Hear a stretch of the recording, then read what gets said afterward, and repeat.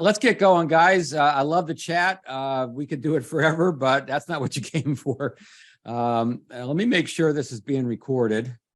Double check here. Yeah, it is being recorded, so that's good. All right. So I hope you're ready to take lots of notes. When I was writing my book, Radical Relevance, I learned about the power of taking notes by hand, actually, and how it actually helps the brain, helps the learning process. So what I'm doing these days, it's a little extra work, but I seem to retain things better. Hey, Beverly, Mass. Hey, Palm Beach, Garden, Florida. Anyway, and it's good for the brain. And so I take it by notes, and then I type my notes into the computer, and so I get a kind of a double shot of learning.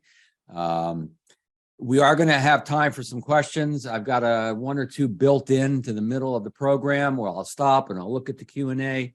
I'm doing this on my own, so what was I going to say? So I'll have to kind of look around myself and figure it all out, but not a problem with that. I'll see the Q&A come through the chat. Better not to use the chat for asking me questions, only because, as you know, it goes real fast. Hey, Nelson, good to see you. So if you have a real question or something you want to make sure I see, make sure you put it in the Q&A, all right? Yes, we are recording this.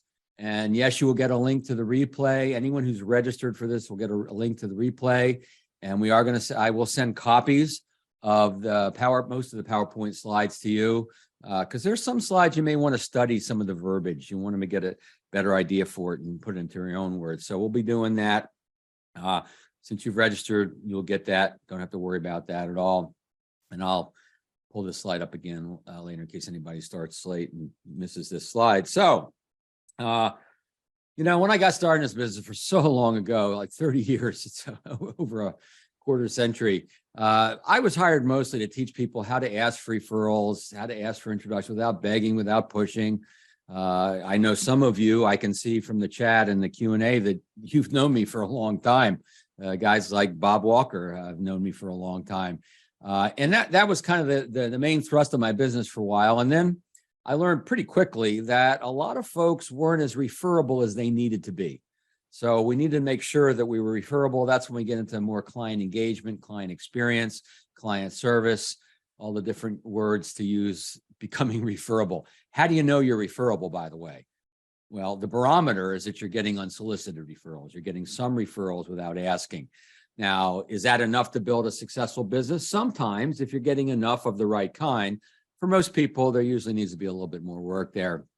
But then, you know, the do not call regulations come through and all the various ways they got so hard to reach people.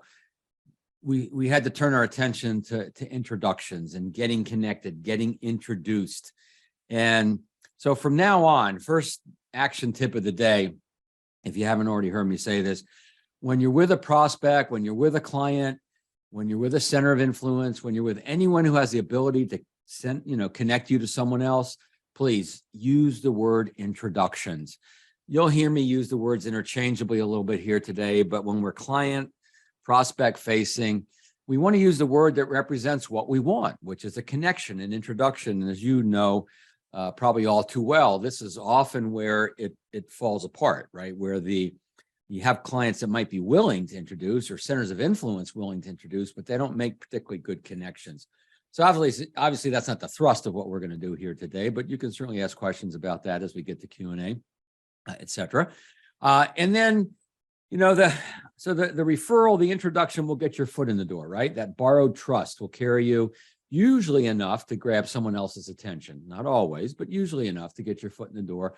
But then how you talk about your value, whether it's relevant to that person, whether it's compelling enough, that will decide whether you move forward in the relationship, right?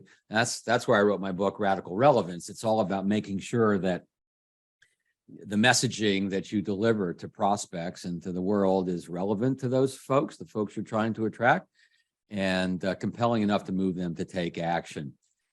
So we'll be hitting some of those things here a little bit today in this kind of a unique program. This is a program I do really about once a year, usually right before holiday time when we're going to have a lot of gatherings, right? So my system, if you're not familiar with my system, very quick, the essence of it is this. The first thing, we have to have the right mindset. Whenever I do an in-person presentation, I did one last week in Atlanta, did one the week before in Nashville, the week before in Massachusetts. Whenever I do an in-person, in Manchester, New Hampshire, whenever I do one in person, excuse me, I always start with this mindset, because without the right thinking, without exploding some of the limiting beliefs, then we're not going to take the right actions in the first place. But once we do that, once we have the right mindset, or at least we're building the right mindset, then we have to create client engagement. That's what creates the referability, right? We create the engaged relationships, and then we need to be appropriately proactive. We need to leverage those great client relationships. We do that by promoting introductions. We do that by asking for introductions. The asking part is usually where people start to get a little nervous. And then we got to get connected, right? We got to get introduced. So if you think in terms of these three words, engagement, leverage, connection, and when you get connected to a new prospect and you get introduced in a good way, and you start to use the principles of connection and engagement with them, then you really can create a continual flow of good quality, high level prospects coming into your business. It's really a fairly simple process. I didn't say it was necessarily easy, but it's definitely simple. And so that's the essence of my system. And I wanted to make sure you had that. Also, by the way, we've got a brand new product that's called Rapid Fire Referrals. And one of our clients renamed it the Habit Maker, the older version. We've got a new version out. I'll tell you more on this later. We have a little special for you if you're interested. It's a great entry into our system if you aren't super familiar with the work I do. And if you need to be reminded or just kind of charged a little bit each week, it's a great tool for that. So I'll bring more to that a little bit later, but I just want to give you a heads up that that's to come. All right. So Thanksgiving, right? Unless you're in Canada, some of you are in Canada. You've already had your Thanksgiving because your harvest comes earlier than ours. But we have events coming up, don't we? Whatever faith you're in, whatever country you're in, this is certainly a time of the year for most folks where there's a lot of events and a lot of family gatherings, a lot of gatherings of friends, business, personal, etc. And so what I've learned is that how you talk about your value in a social setting usually is different than how you're going to talk about it in a business setting. And that's the distinction I want to make and give you some ideas.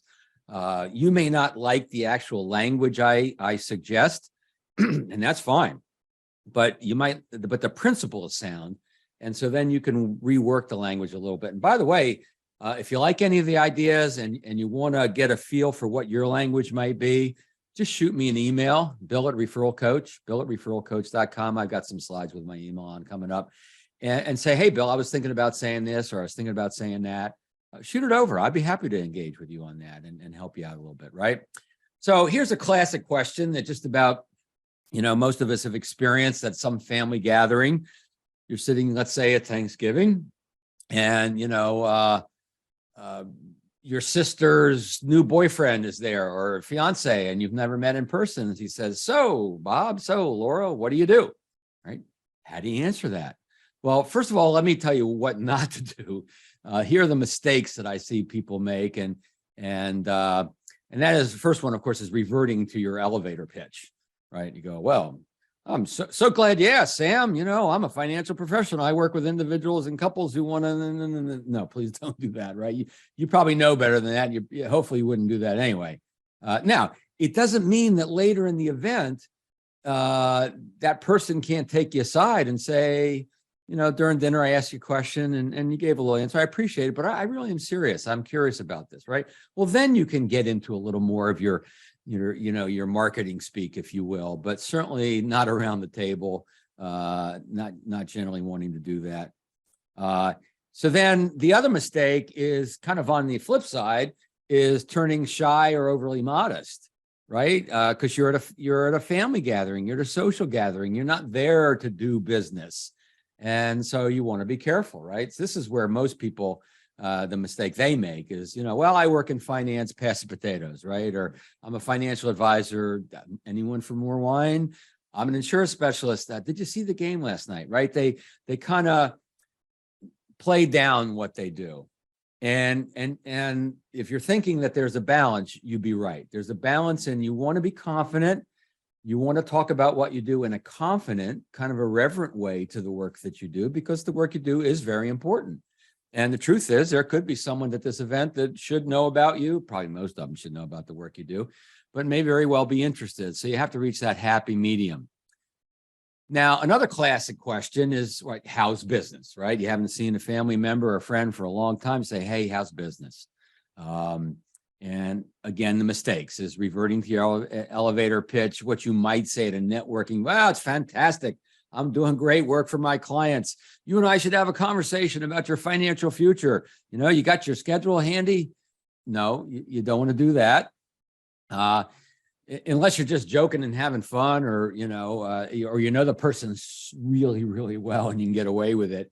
And then on the flip side, of course, is turning overly modest. Business is good. Thanks for asking. Do you mind if I change the channel to catch the game? Right. So what is the happy medium? Right. So it's not the elevator pitch, and it's certainly not, you're not there to beg for business. You're not in a weak position. You want that knowledge of your value to show through, but in an appropriate way. All right. So what do you suggest, Mr. Know-It-All? You told us what we shouldn't do. I kind of knew that already. What should we do? All right, well, let's get to it. So the key, of course, is to lighten up a little bit. It's to stay,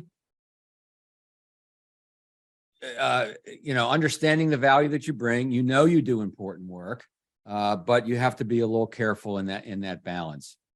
So, and then be curious with other people. That's also very important to see how they respond. So when you say what you're going to say, see how they respond. If they say, tell me a little more, what does that look like? Now you're able to go a little deeper into the story. You're able to give some examples, perhaps, tell a little bit about your why, things like that. You have to read the room. You have to read the person in front of you, right? So one way is to talk about your why. I call it a client-centered why. I call it that because even though it's kind of about you and your belief in the value that you bring to your prospects and clients, you want to conclude it with what that means to the prospect or the client. So let me give you a couple of quick examples. Carol Upshur, a financial professional out in California, a number of years ago, I was doing a webinar for NAFA California, and we were talking about this client-focused why, and she had a pretty clear why. She and her husband, before she became an advisor, got some bad advice, and they lost some money, and it was a bit of a hardship. They were young, they recovered. She decides to become an advisor, and so now what she does, she's with a prospect, and it's usually with a prospect early on in a brand new meeting. She'll say, it's a little bit about what we do, how we do it.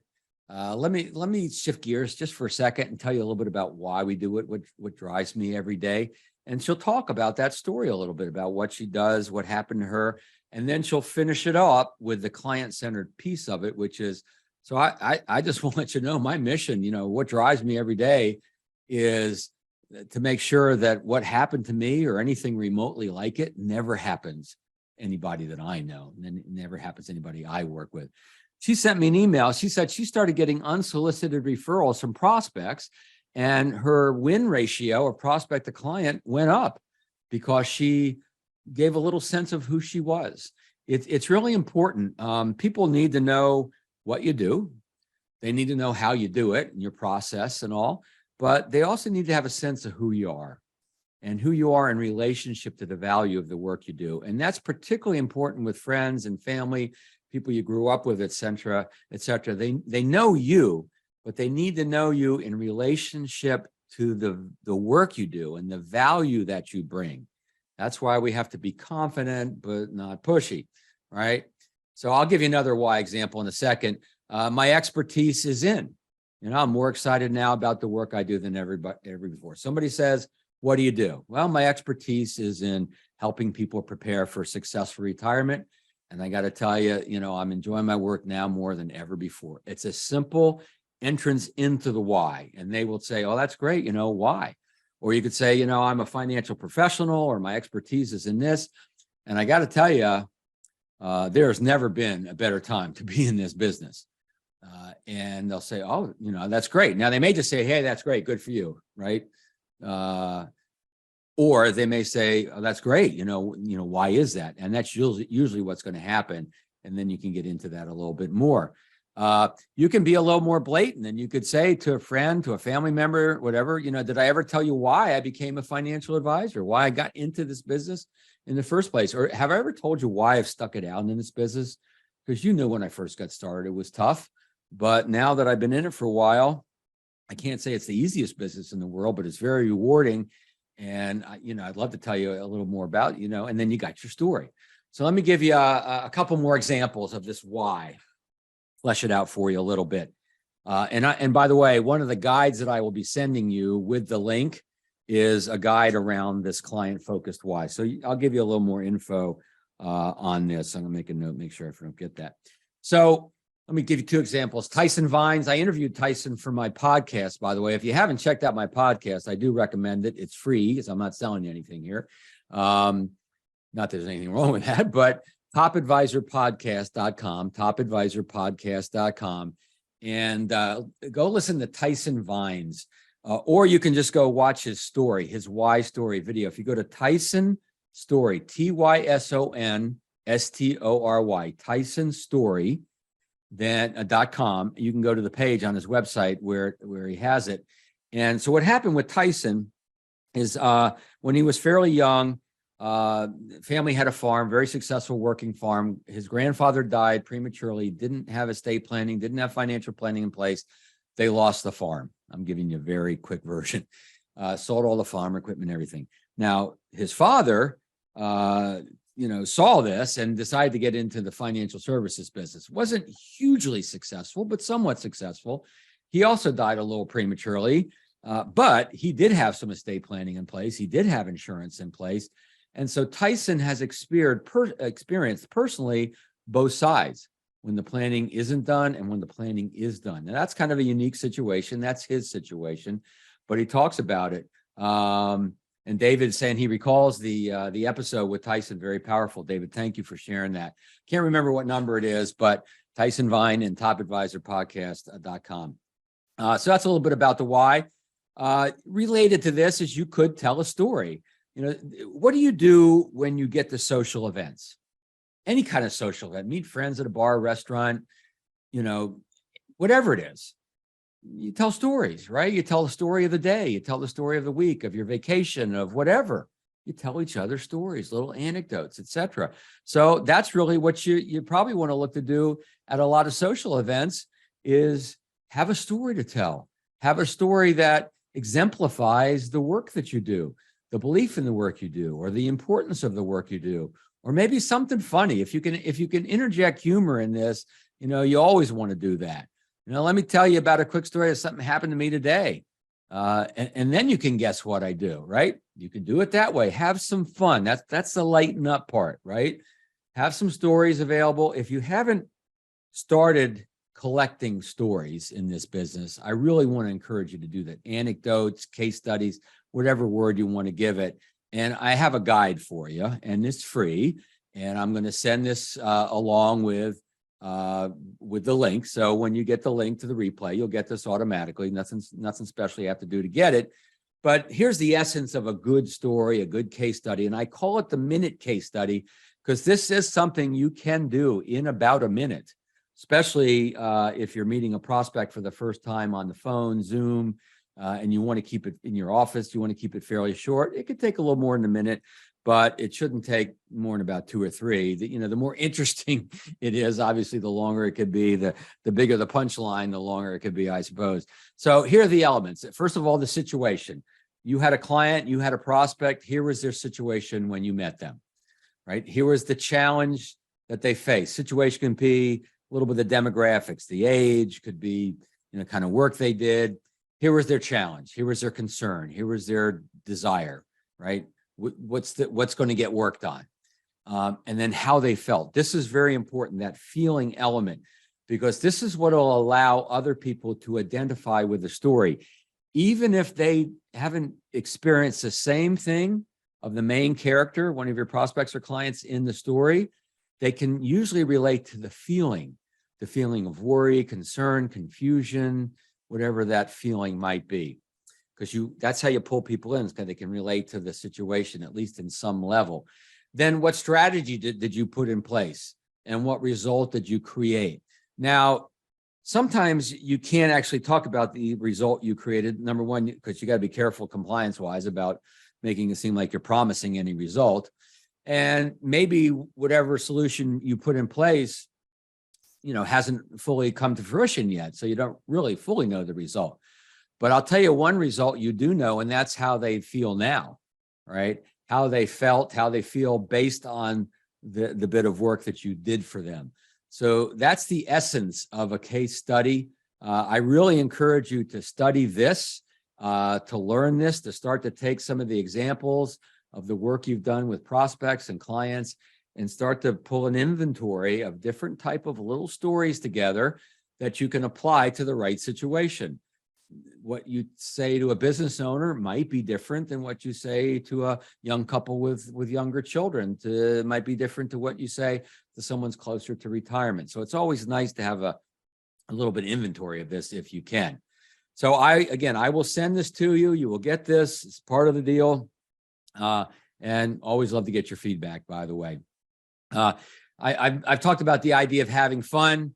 I had a guy in Australia I was counseling or coaching a long time ago, and I was in Australia, and he came up to me. He says, "Well, I'm a kind of a fun guy. How do I infuse fun into this?" I said, "Well, what do you do?" He says, "Well, I'm a mortgage broker." I said, "Commercial real estate?" Yeah, homes and stuff. And I said, "Well, tell him you're a mortgage broker, and sometimes you feel like a couples counselor or a therapist." Right? He loved it. He does that now. People laugh. It breaks the ice. A lot of fun around that. And that's what when you say something like that, people will often start to tell you a story, and you just start to have a nice experience, right? My expertise is in financial planning, is in retirement planning, is in whatever you want to say. I protect people from all the financial fantasy shown on the TV and the internet, right? A lot of the commercials for a while around retirement to the baby boomers is what, now you can own that winery in Napa Valley. Well, I'm doing pretty well financially, but I can't own a winery in Napa Valley. So I call that financial fantasy. Bill Backrack, my colleague, some of you know Bill, he's a friend of mine. He calls it financial pornography. The Ken Fisher, Susie Orman, and Dave Ramsey's of the world. You protect people from that. And people say, "Oh, I watch Susie Orman. Why do you say that?" Well, and we know, and you can, without insulting them, what do? They give generic advice, right? And what do? You give tailored, specific advice. And that's one of the main differences between what you do and what they do. Speaking of fun, I've seen a lot of people have fun around the asking for introductions. And whenever you can infuse fun into this whole process, everything gets easier. If you have a sense of humor. If you don't try it. Well, don't worry. We'll get back to the other stuff in a second. But Art is a financial advisor in Baltimore. He's a fun guy. People experience him as a fun guy. And when he's getting into asking for introductions, he says, we're just brainstorming here. I'm looking for about 100 people. And they go, "Art, 100 people? We don't know. You got to be kidding. We only had 60 at our wedding." "All right, 100, too many, huh?" "Yeah, I should say so." "All right, how about 3 or 4? Now, all of a sudden, 3 or 4, oh, that's more like it, right? And they laugh, he laughs, and he always walks away with a few introductions. Doug is a financial advisor in Omaha. Doug says, "Do you know any lottery winners?" Right? We're just brainstorming here. By the way, do you know any lottery winners? People laugh. They go, "No, I don't." He says, "You're playing though, right?" "Well, until we met you as our retirement plan." He says, "Well, when you hit it big, I'll be there to make sure you don't lose it, because most lottery winners lose it because they don't run into somebody like me." So have fun with this sort of thing, right? So I'm going to pause for a second. This is a time, if you have a question based on what I've been saying so far, a lot more to come. And there's my email address, Bill Cates, not Bill Gates. We wish. If it was Bill Gates, I might not be here. Here's the deal. Bill Gates has a lot of money. Bill Cates, that's me. I'm going to help you make a lot of money by finding more clients and serving them well. I'm not seeing any questions coming in. I'm looking at the chat and the Q&A. And just to remind people, if you have a question, the best place to do it is the Q&A. I'm trying to look at the chat too, but sometimes the chat goes fast and I miss it, right? All right. Well, let's just keep going. So a reminder, if you joined us late, yes, we're recording. Yes, you will get the slides, most of them. I do a little subset, just don't waste your time with certain slides like this one. But we'll get all that to you and some guides. I've already promised you one. I got some more coming. All right. So how do you talk to friends and acquaintances? Oh, we just got some questions. Yeah, let's go. Let's go back. Are you going to tell more about the rapid fire program? You better believe I will. So thank you for asking, Rich. We'll get there. Don't worry. I want to make sure I bring a lot of value first. That's my job. How long should these stories be? How long is too long? You know, it's funny in marketing, they often say, Jeffrey, that, you know, how long should a marketing letter be? How long should the copy? Well, you know, if it's interesting, it could be as long as you want. If it's not interesting, then, you know, it should be very short. So, but I would say, generally speaking, in a social setting, like we're mostly addressing now, a couple minutes. It's amazing what you can tell in a couple minutes, and you can give them the abbreviated version. You could say, to make a long story short, you could say, well, let me give the abbreviated version. If you want to hear more, I could tell you, right? So you can do that. And they say, well, you know, that's what else happened, right? If they're interested, then you can go a little longer. So, which means it's nice to have a couple versions, right? It's nice to have the very short version. You can kind of make the point, answer the question, tell a little story. That's why I call it a 1 minute case study, 1 minute. But you could go 2, you could go 3. I hope that helps a little. Thanks, Rich. I'm just going through these guys. Dahlia says, would you say all of this language can be applied to talent acquisition in financial services? Of course it can. Whatever it is you do, I do, this is what I do, for example, and here's why I do it. Here's why I believe in this work. And for talent acquisition, I have to tell you this, Dahlia, the financial services industry needs younger people. They need, we got a barbell kind of industry right now, profession, don't we? We have a lot of folks at average age of financial advisors well into the 60s. And then we have a fair number of newer folks, few folks in the middle in the 40s. But so absolutely, you can do this. You got to be careful, right? You're not there trying to recruit. You're there just to tell a little bit about what you do. But this applies to, the principles apply really to just about anybody. Let me do Diane says I'm cutting in and out. Ugh. There's nothing I could do about this right now. I apologize.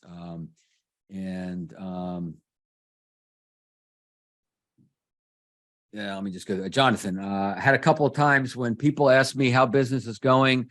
When I tell them it's going great, later I was told that they gave their referrals to someone else because they thought I was too busy. Kind of frustrating.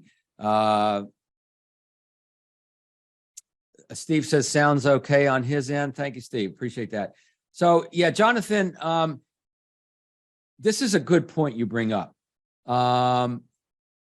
Talking about your business, making it look how successful you. This is the see how successful trap that people can fall into. And thank you, Dave, and the other folks for telling me it sounds okay on your side. You know, look, in this business, you can make decent money. So you drive successfully, you keep time successfully, you dress successfully, nothing wrong with that. We should always dress kind of at the level of our clients, you know, maybe a notch above, but not overdress and not underdress, certainly. But the problem is that we can sometimes unconsciously send the message of, look how successful, business is great, I'm too busy.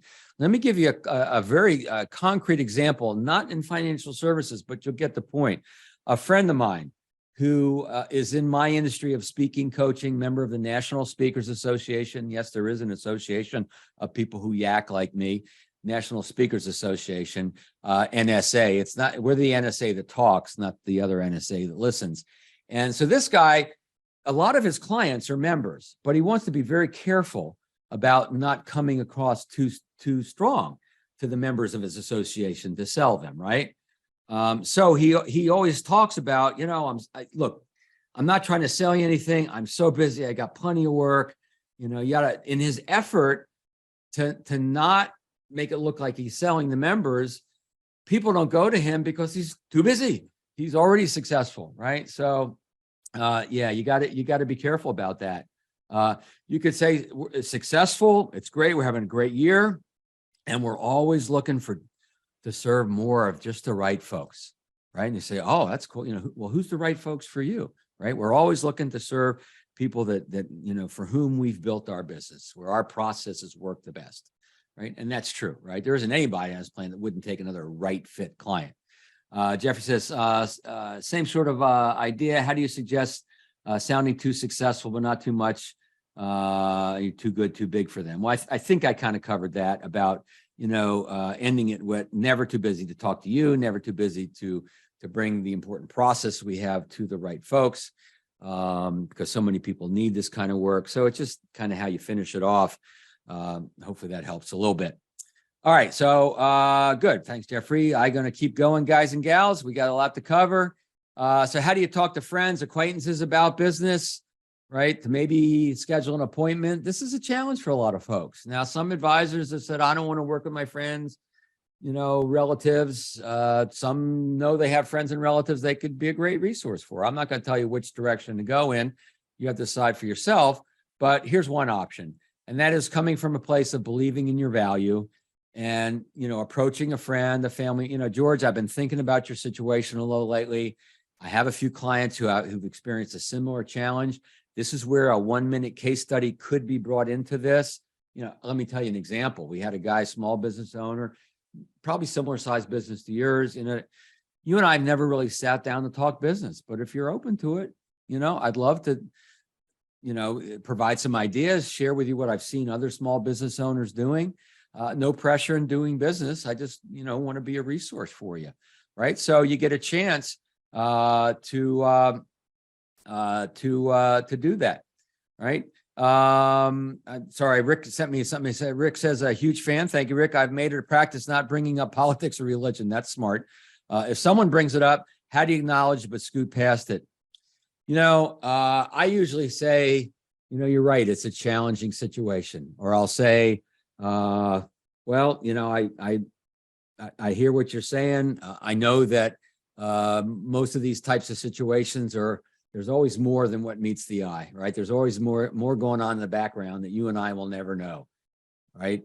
So things like that. Like if I was talking to somebody about abortion and, I'm not going to get into a conversation with that person at that moment. It wasn't appropriate. I said, well, I think we can both agree it's a very complicated issue. Now, they may not think it's complicated. They may think it's black and white. I don't know. But it is complicated. And it's certainly complicated in how we talk about it in the country. And if I'm not careful, I'm going to get myself into a bad place. So I'm just going to keep moving forward. But I hope that helps a little bit, Rich. Thanks. So you can just be confident in your value. Soft, though. I've been meaning to talk to you. I was wondering, we've never really sat down and talked business. If they have a business owner, if they're a business owner, then you certainly want to learn about their business. Just go learn about their business. By the way, another episode of my podcast, just thought of it. Oh God, I can't remember the episode. It'll come to me. I'll tell you in a minute, and then I'll tell you why I thought of it. So now you can also confess your reluctance. Now, if you know my process, you know that I believe in treating this with importance because the work you do is important. You don't want to be weak, wishy-washy. On the other hand, sometimes when you confess your reluctance about needing to say something or wanting to say something to someone, it disarms them, right? Let's say to a loved one, to a partner, or family member, or a special friend. You say, Bob, there's been something I've been wanting to say to you for a while, but I've been concerned. I didn't want you to take it the wrong way. Well, what is it? You know me. You can say anything you need to me, right? So they'll kind of let you in. So that's kind of what this strategy is, right? George, something I've been wanting to talk to you. I've been reluctant. I didn't want you to take it the wrong way. I didn't join this organization, to pitch people on my business, even if you really did, right? And so here you can see the language on this page, and you'll get the slides. You can study it more closely and then figure out what you want to say. But those are the two options that I found. There's actually a third option, which is to invite them to an event. Now that COVID is slowly, hopefully, knock on wood, receding, the flu is here now, kids' respiratory disease, there's always going to be some, but we're having gatherings again, at least. And so have events, start to invite these people that you meet in different circumstances. My financial advisor, Aaron Gay, has a really nice boat, and every year he seems to get a bigger boat. So I know where my fees are going. And I just had a great meeting yesterday over a beer. And he uses that for prospecting, and he'll meet other boat owners and other folks, and they end up saying, "Hey, what do you do?" Da da da.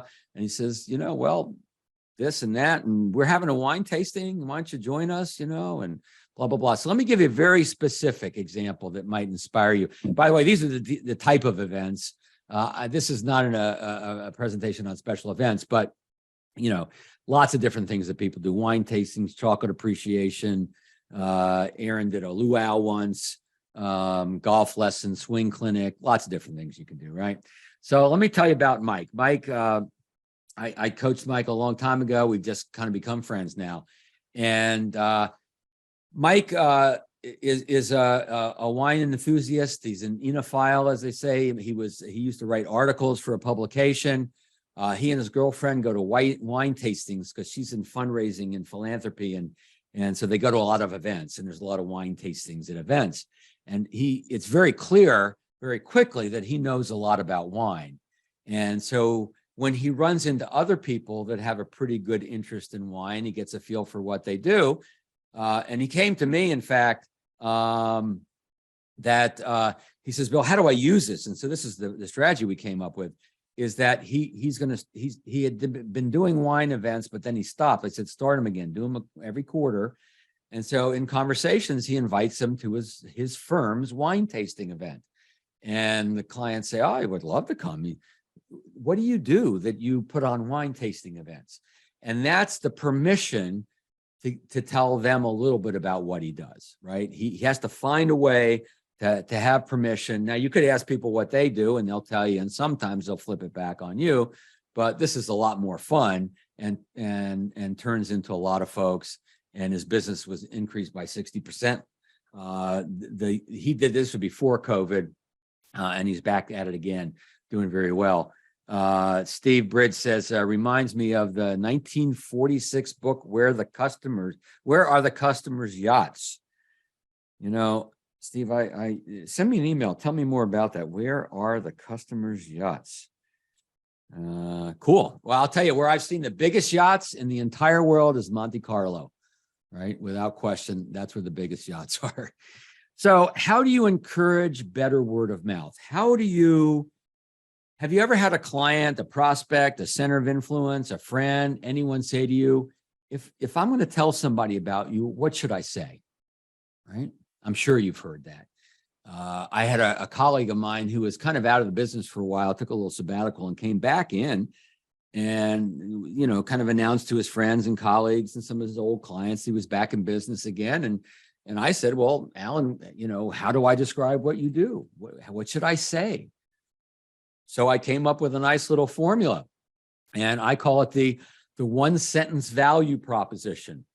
In one sentence, your prospect, client, advocate, friend, family member, whomever can describe what you do. You'd like to get that, wouldn't you? Well, but first, a word from our sponsor, Rapid Fire Referrals. We're going to set the timer, 60 seconds, no more than a minute, my friends. All right. Hopefully I can hold to that. So real quick, this is brand new, just came out. You're one of the first few folks who are knowing about this. We've got maybe 70 people, 80 people signed up so far.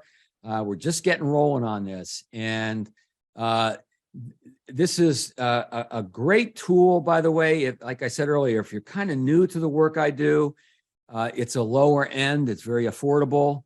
I'll give that to you in a second. And if you've been doing the stuff I do for a long time, or you're familiar with what I do, and you just need a kick in the butt once a week, a little kick in that referral introduction butt once a week, this will certainly do it for you. So let me give you an idea what this consists of. So it's 52 short, very high content videos delivered via email once a week. So it's a full year, once a week, 3, 4, 5-minute videos, pretty quickly, easy to consume. Share it with your staff, with your team. If you're in the United States, we have an optional text message delivery, and we just found an app that's going to allow us to do it for Canada. So hopefully in the new year, we'll be able to also deliver this via text in Canada. So you just, one way or another, you'll see it. You make sure you won't miss it. You don't have to, the text is optional. It's up to you. And then you can watch it, short video, very well produced. You can listen to it. You can even download the audio if you want to put it on a smartphone, listen to it while you're driving somewhere, whatever. And we give you the transcript too, so you can read it. We're going to give it to you in a way that you like to consume the information. And then there's a feature in it called Talk to Bill, where you click it and you get a little form and you can send me a question. Now, a lot of you have my email address anyway, so you can always send me a question, but it'll remind you I'm available. So for a whole year, you can get a little bit of, email coaching, and, it's a great tool. Let's see, somebody just made a comment. I'm sorry. Let me,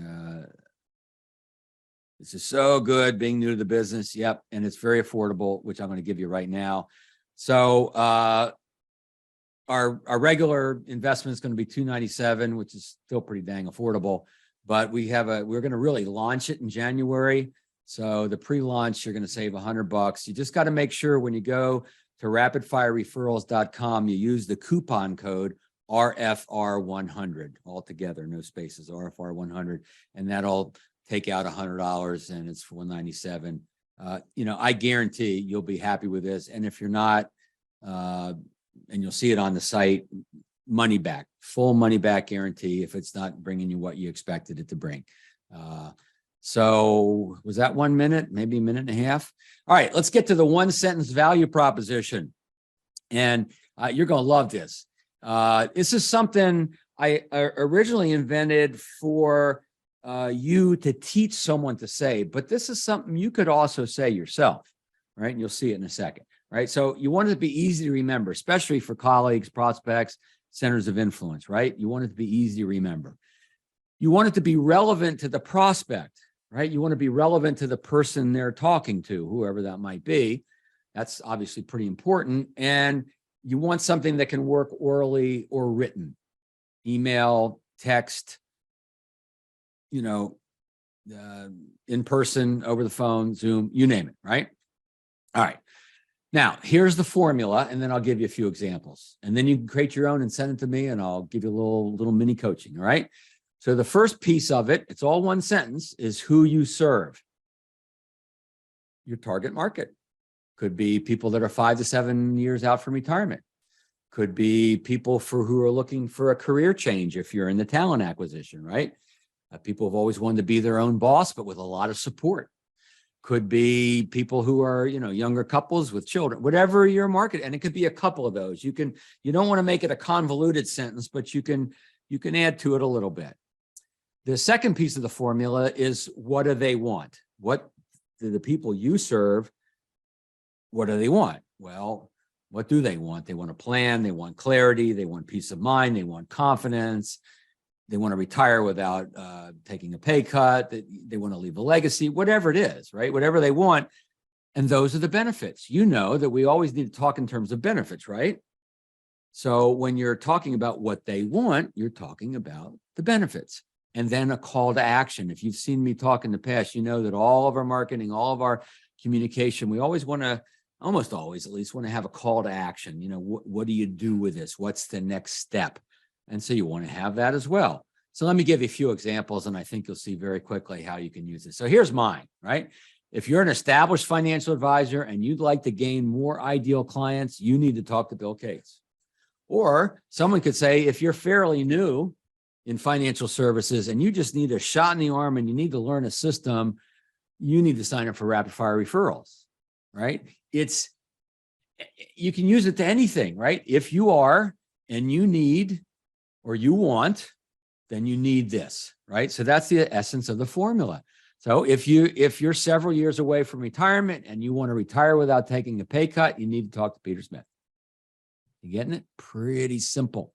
Now you could say, so what do you do? Well, in some circumstances, business, and some you might actually get away with this in social, is, look, if you're several years from retirement, You look like you could be, George. Oh, what are you saying? Do I look old? And you want to retire without taking a pay cut? Yeah, I would like that. We need to talk, right? So you can make it about you, or you could teach it to someone else to say about you, right? Got a couple other examples here. If you're a small business owner hoping to exit your business on a high note, you need to speak with Laura Jones. Or what else might a small business owner want? If you're a small business owner, you work hard for your money and you want your money to work hard for you, you need to talk to Laura Jones, right? So any of these could be moved around and you put what's appropriate for you, but the formula kind of stays the same. If you're between 30 and 50, you have young children and you want to help to grow your wealth, or you want guidance to grow your wealth. By the way, the word help or guidance, this is a compliance thing. So if you're going to write this, compliance probably won't let you say if you're between 30 and 40 and you want to grow your wealth. But they probably will let you say if you want guidance in growing your wealth, or you would like help, assistance, whatever. You get the idea, right? So we got to keep it compliant. If you're saying it out loud, probably a little less of an issue. You need to speak to Francis Jenkins. So now let's say you have a couple of types of clients. If you're a young couple with children, or you're 5 to 7 years out from retirement, right? You could put two of those together.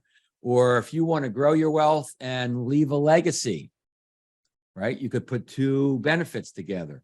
So you can make this a little bit longer. Just remember, it's got to be fairly short so it's easy to remember.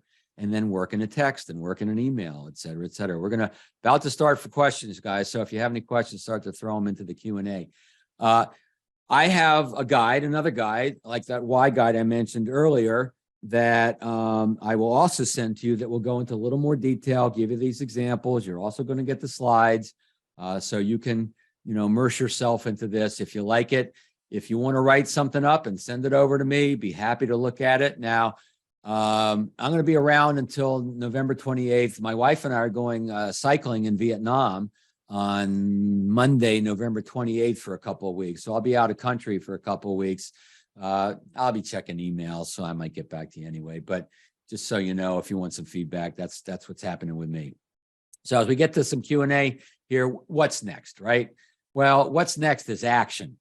First thing you want to do, especially if you celebrate Christmas, I know not everybody does, but if you do, you want to go out and you want to get yourself a new outfit. Now, I just had this because I was looking for, for clip art and stuff to put in the presentation. As I was looking, I found this and I go, I got to show this to people. This is just nuts. My wife says, they have stuff that lights up too. I go, well, you don't need that with this. No. So here's what you want to do. Action step, right? First of all, be clear on your client focused why, right? Be clear on what that why is. If you need a little help, read a report I'm going to send you, shoot me an email. It's fine. Have some short stories, case studies. Oh, I like that. Case studies. Infuse with fun, infuse with examples, right? But hold your confidence. The work you do is important. Don't ever forget that. Don't ever diminish and belittle and compromise on the importance of the work that you do. And there's a fine line, obviously, between being arrogant and confident and being pushy and being confident.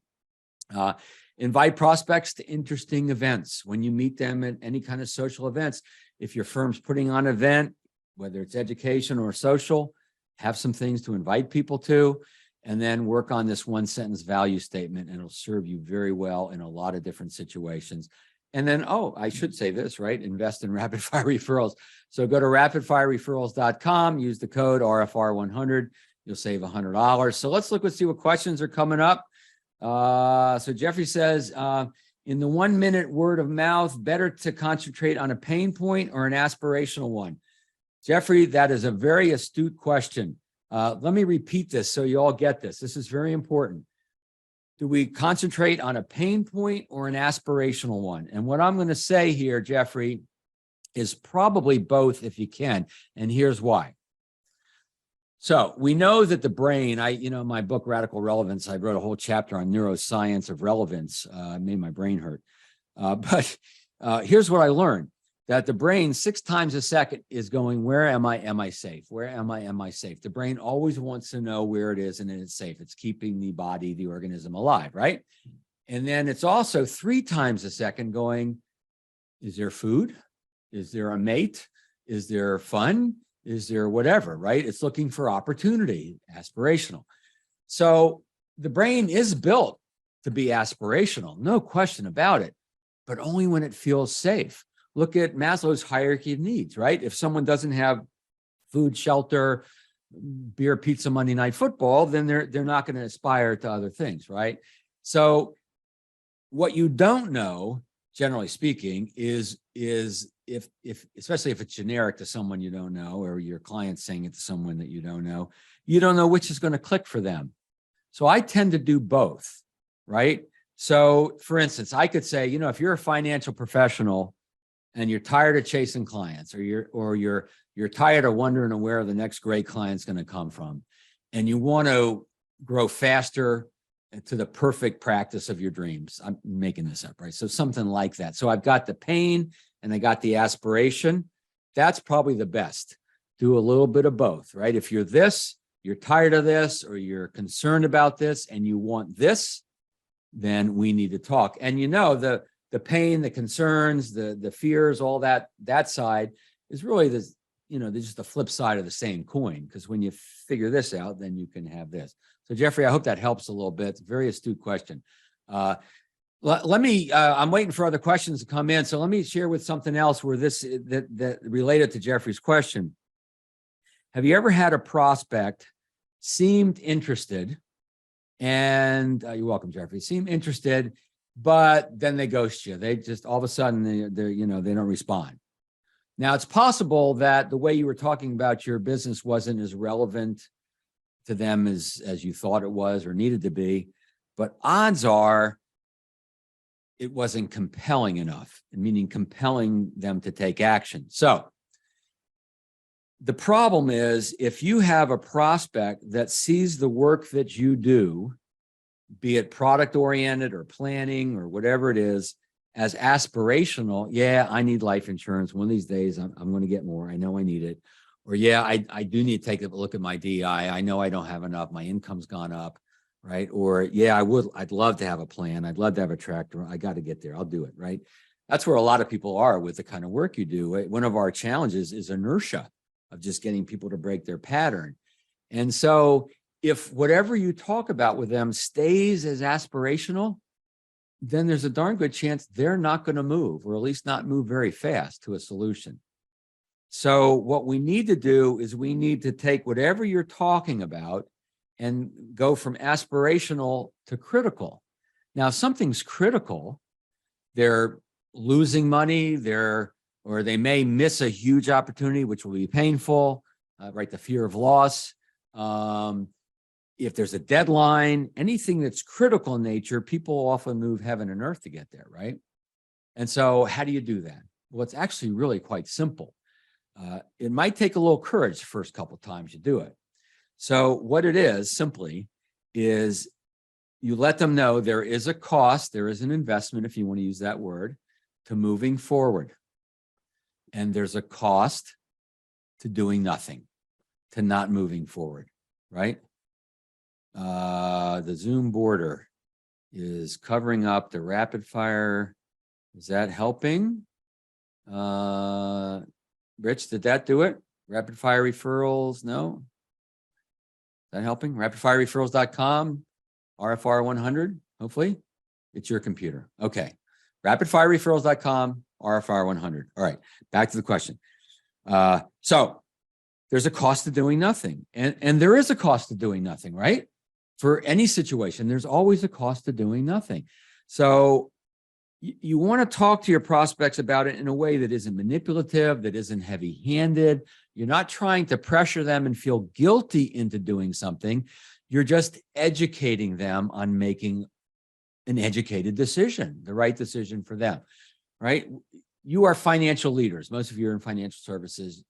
And financial leadership is helping people make the right decisions, right, that are in their best interest, that they wouldn't make without you. And so that's all you're doing. And so I just want to let you know, full transparency, If you do nothing, I mean, if you move forward, yep, there's a premium for insurance. There is an investment. You know, you're paying a little on the front end to cover yourself on the back end, should something happen. And there's also a cost to doing nothing. Now, if you're good at what you do, you've kind of shown that to them and they will move forward, right? So I hope that helps a little bit. Guys, we're about out of time. I hope you found this helpful. You know, if you have other questions that come up from the work we've done, what we talked about here, shoot me an email. If you get into rapid fire referrals, you have questions there, shoot me a question.